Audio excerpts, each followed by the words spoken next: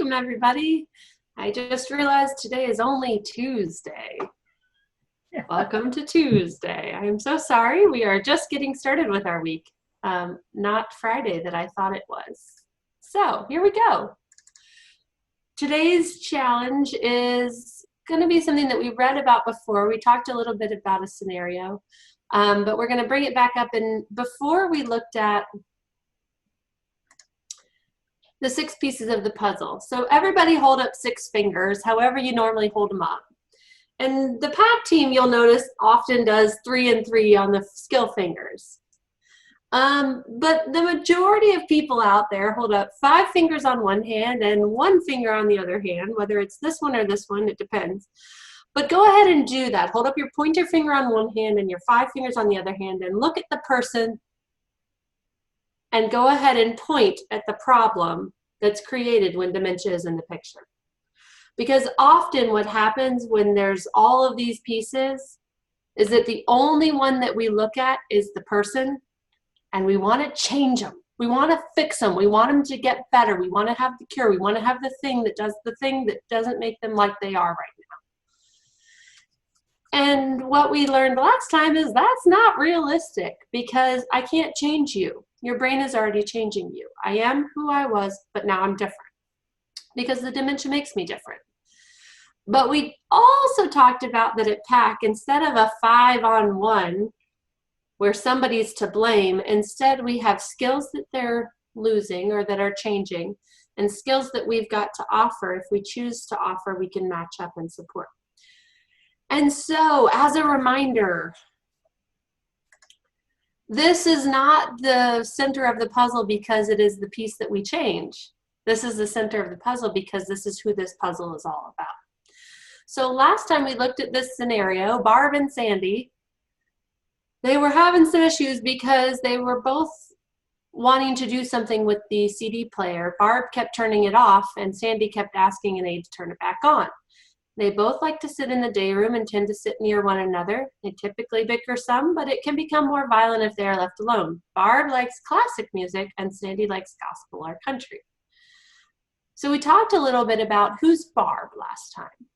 So while the person isn't the thing we change, what do we want to do with that piece of the puzzle? What's important for us as PAC team members? What do we do with that piece of the puzzle? We want to learn about that piece. Yeah, we want to learn everything we can. Unfortunately, a lot of times, because dementia takes away some language, who normally gets to fill in this piece of the puzzle? Family. Family. Yeah. So we get to learn some things, but we don't necessarily get to learn everything about the person. So this piece here, suffered through country music nightly with her husband. We wouldn't have known that. What's the piece that we actually got?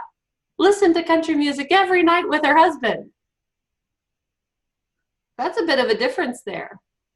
And so one thing that we do at PAC is we try to learn how to get this information from people who are living with dementia, who may struggle with language, but can't say the things, but they can show us, and we know we can figure out what things they like, what things they don't like. So yeah, the person, really important to know about. But what about those pieces of the puzzle that we can change? So let's see, quick quiz, PAC team. What are the 3 pieces of the puzzle that we can change, we can do something about? The environment, the stakeholders, and time. And the time. The time, the environment around us, the stakeholders, who's near us, and we just have to get them to neutral. If they're here, we just have to get them to neutral, or else we need to get them out of the picture. And then time. Oh, time. So let's take a look at those 3 pieces of the puzzle that we can change, and then tomorrow we'll dig into one of those pieces of the puzzle, see what we can do.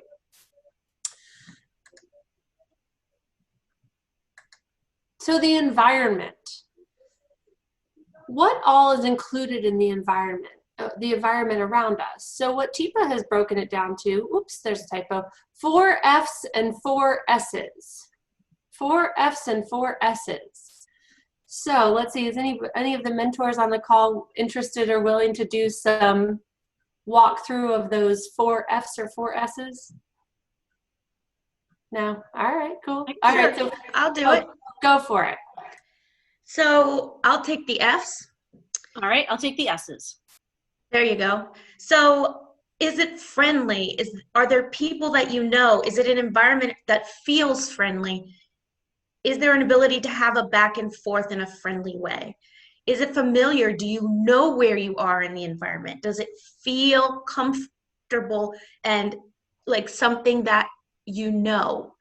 Is it functional? Can I do what I need to do in this space? And also, can I make a mistake? Is that okay? Is it a forgiving environment? The 4 F's. And the 4 S's, starting off with space. The first one is take a look around you and see whether or not this space works for you. Is it too intimate? Is it too public? The next one, sensations. The things that all my senses, see, hear, feel, taste, and smell. Are those sensations the things that I like, or are they things that are now maybe too much? Surfaces. So everybody think for a moment about if you've been sitting for a while, if this is the end of your day, think about your rear end on your seat. How does that feel to your body?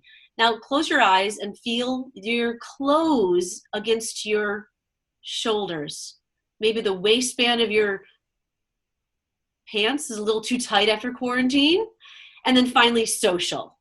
How are the people and my involvement in the world around me, the things that I like or I don't like? Am I getting the social that gives me comfort?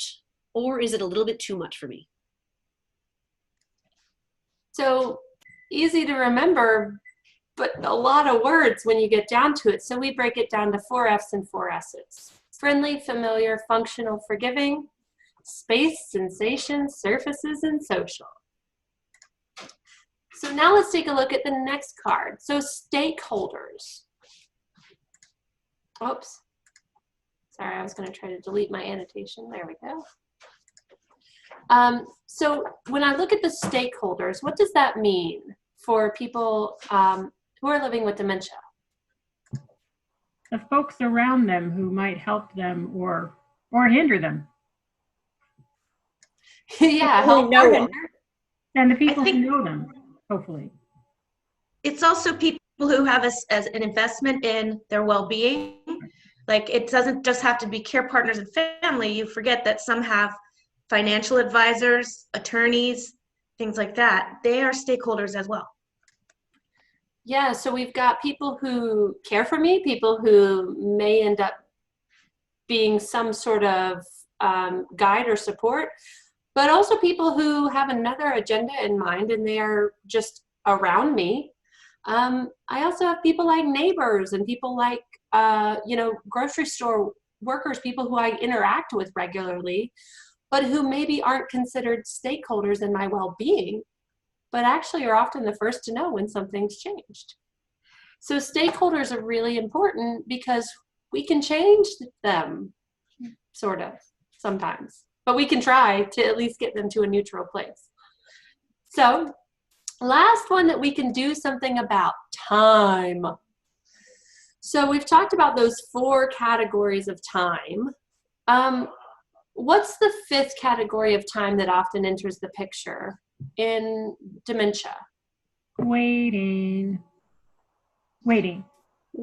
So everybody close your eyes for a minute and think back to the last week or weekend and think of a moment when you were waiting for something. How does it feel to be waiting for something? What are you very aware of? The actual passage of time as I wait for my dog to go to the bathroom and come back inside.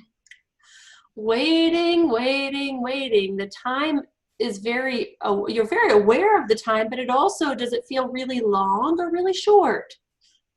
I didn't realize how impatient I was for the dog to go to the bathroom. And then you look at the clock and you think, oh, it's only actually been 2 minutes. 2 minutes? It can't have been 2 minutes. It felt like 25 minutes. yeah, that sense of waiting really stretches our hippocampus to a place where it's not pleased, because go ahead and get out that primitive brain and tip the tips of your fingers, tap them together. And if you were to take those tips of your fingers and put them to your temple, tip them up a little bit and push in. Now don't do that, but if you pushed them in about 1.5 inches, you would be touching your hippocampus. And one of the big jobs of the hippocampus is keeping up with the passage of time. Passage of time during the day, during the year, what month is it, or during my life. And so if I'm losing track of time and I'm doing a lot of waiting, things that I don't like, how long does it feel like they take? And when did I do it last? I just did it. I just took a shower. I just did this thing. I don't want to do that. I just did it. And every time we do it, it takes at least 1.5 hours. Dog, didn't you just go outside? I just let you out. It's actually been 4 or 5 hours, but feels like, because your brain doesn't like to do those things. And so it tells you, no, we just did that. We just did that. For things that I like, people calling me, people coming to visit, people bringing things that I like to eat, having a snack that's sugary, having something that I really want. I never get that. And so we have this really interesting thing happening in the brain that makes it feel like things either never happen or always happen, and they're the opposite of what you want. And yet these 4 categories of time aren't really happening at all. And so what should we look at when we go to tomorrow, when we dig into these pieces of the puzzle? Let me go back to the scenario. What do you guys want to start picking at? Which one out of those 3 options do you want to start picking apart for tomorrow to see if we can make a positive change for Barb and or Sandy? Although Barb is at the center of our puzzle this time. I wonder if the 4 S's and the 4 F's might be a place to start. Cool. So when we think about Barb in this situation, we know a little bit about her as a person. Tomorrow what we'll do is we'll start digging into the environment. What is she like? What makes it friendly? What makes it familiar? What makes it functional? What makes it forgiving? What about the space and the sensations and the surfaces and the social? So tomorrow we'll start picking it apart, and we'll see what we can come up with as detectives to try to figure out what we could change. And what we're giving you a little insight into with these pieces of the puzzle is our PAC consults. So what we do is we don't look at a situation and think, oh, how could you put them in the same room? Why do you keep putting CDs out? Why do you keep doing this? If you don't want it to be that, then do this. It's really tempting sometimes to jump to a fix. And yet we know we can't have the answer. Only the person in the situation can know what the best first step forward is. It's our job to help you pull back and look at the 3 pieces of the puzzle that you don't want to look at because you're really busy trying to fix that person. And sometimes we forget that there's a lot more going on. So tomorrow we'll pull back and we'll take a look at the environment, and we'll see what positive changes we can make using a PAC consulting cycle. But for now, if you've got your own Barb and Sandy issue, you've got some CD players that are being fought over, you've got something going on and you'd like a little support, reach out to consult@teethesnow.com, and you can do a free 30-minute session with our consultants who know these puzzle pieces inside and out. All right, PAC team, anybody, any comments or any questions we should answer before we sign off? All right, well, thanks for joining us today. We will see everybody next time.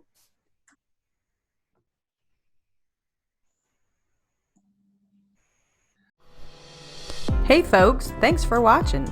Please like and subscribe to help us spread Teeps's positive approach message around the world. And don't forget to click the bell to get notified when new videos are posted.